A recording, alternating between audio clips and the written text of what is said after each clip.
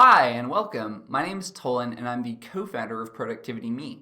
In this video, we're going to look at how to save an existing workbook, an existing Excel file, primarily by using the keyboard shortcut Ctrl S. So with that, let's get started. Of course, we need to open up Excel in order to examine this keyboard shortcut. And the way that I'm going to do this is actually press the Windows key. Once I press the Windows key, whether you're using Windows 8 or Windows 7, you can then start typing in the name of the application that you wish to launch. In this case, it would be Excel. I'm going to press Enter, and it would automatically launch Excel. Now, here, when you launch Excel, you can either, again, open up a blank workbook or an existing file. We're going to create a new workbook. And then we're also going to practice the keyboard shortcut that we looked at in the last video of Ctrl O and open up an existing workbook. So here we're going to go to sales data. We're going to open up that. And now let's look at how we could save a file within Microsoft Excel. So once we've made some changes and we want to save a file, let's say that we put all of this in yellow, we would use the keyboard shortcut Ctrl S. Ctrl S will automatically save a file under the same name, the same file type, and the same location or file path that you had it saved as originally. So again, if we were to close this file, I'm going to come up here and use the System button. And then when we press Ctrl O to open up an existing worksheet, we'll go back to our recent file of customer sales data. We open that up, and you'll notice that the change that we made of highlighting these 4 columns in yellow is permanent, or it's been saved. So the fastest way to save an existing file is to use the keyboard shortcut Ctrl S.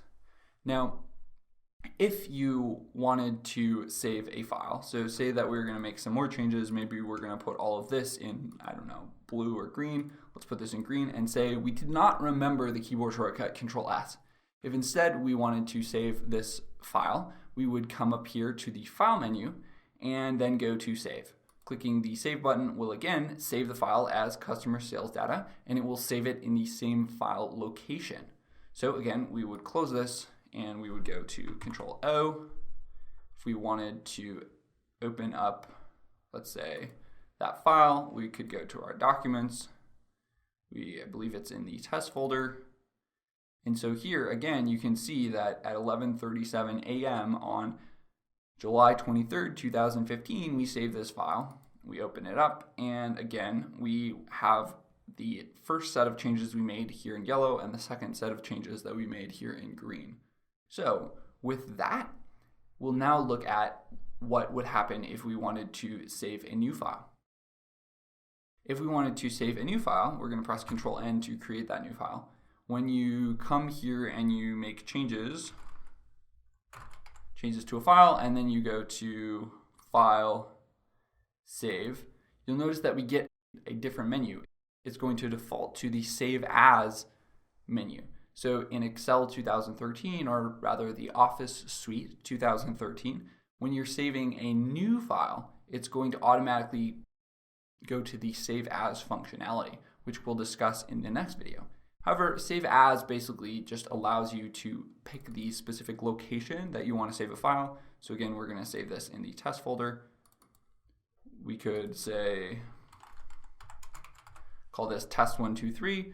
You would get to pick the name, the type of file that you want to save it as. Maybe I want to save it as a template or as an XML file, maybe an older version of the workbook. We would select OK and save it. Now, a third method that we could use to save the file is, again, to use our access keys. Thus, we would press the Alt key. Before doing that, let's make a change so that we know it's quite visible. We're going to make this red, and then we're going to press the Alt key and then the F key for the File menu, and we're going to press the S key for Save, and then you'll notice that those changes are saved.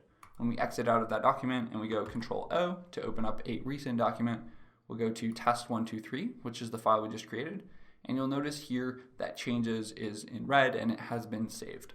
So again, in this video, we looked at 3 ways to save changes. The first was to use the keyboard shortcut Ctrl S. Ctrl S will automatically save the changes. When you have a file type that has a slightly different version, so in this case we've saved the file type as an Excel 97 to 2003 version, some of the functions that you use here in Excel 2013 won't convert easily. So Excel may prompt you to give you the opportunity to make sure that the file is as congruent as possible. So again, we can use Ctrl S. We can come up here with our cursor, click File, and then Save.